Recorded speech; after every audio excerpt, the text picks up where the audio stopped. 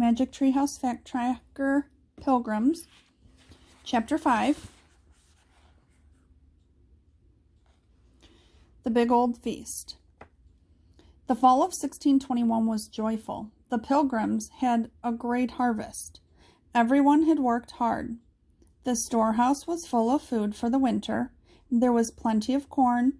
There were salted meats and fish, and lots of vegetables.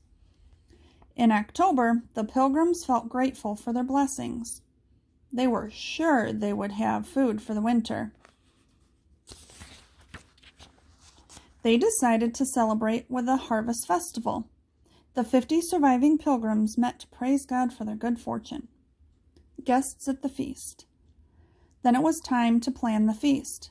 It was to last for 3 days.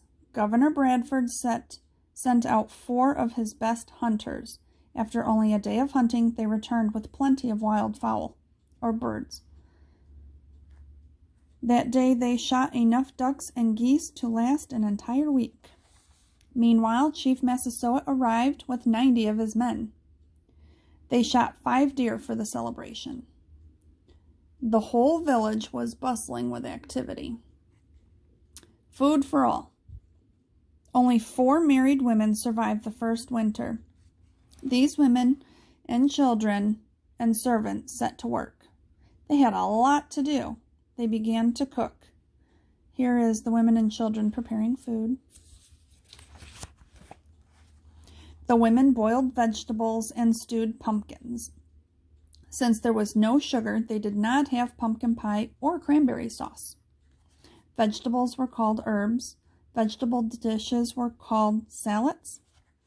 Have you ever tried eating unsweetened cranberries? Ugh.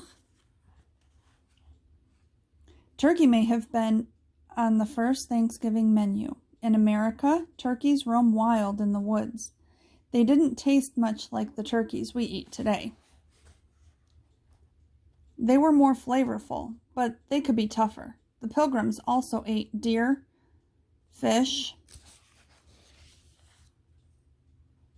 stewed eels, ducks, and geese at the first Thanksgiving.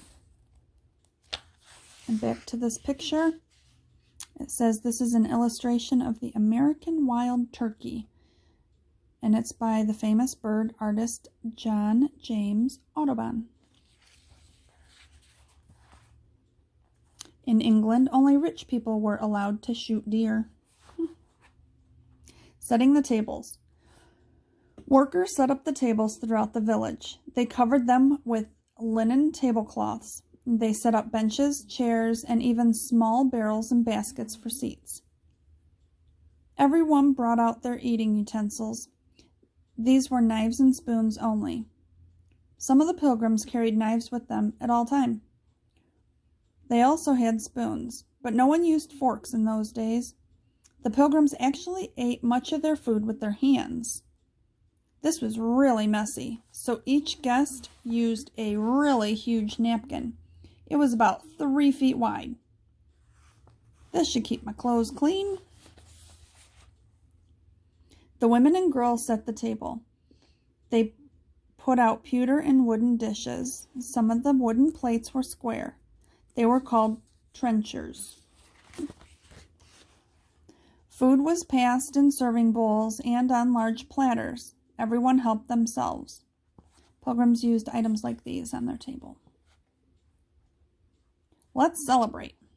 The adults sat down to eat. It was the custom for children and servants to wait on the tables. They ran back and forth bringing food to the guests.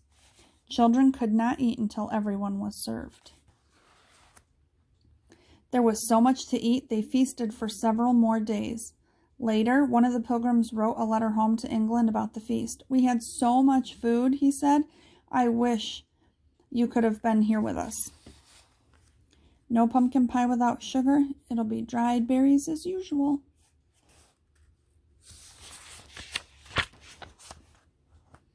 When the feasting was over, the celebration continued. The Pilgrims showed off their skills with their muskets, or guns. Perhaps Massasoit and his men sang and danced for the Pilgrims. There were probably races.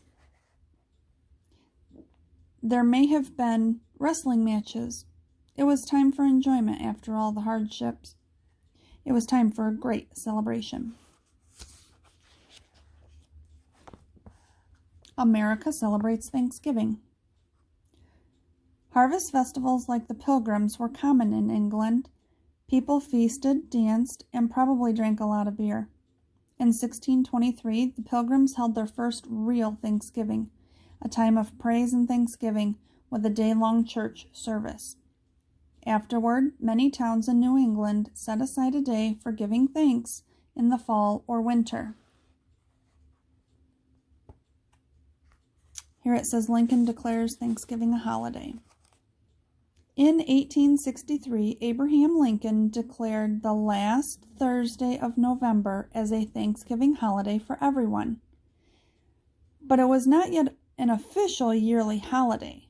Finally, in 1941, Congress voted to make the fourth Thursday in November the annual day. And ever since, we all give thanks together at the same time every year.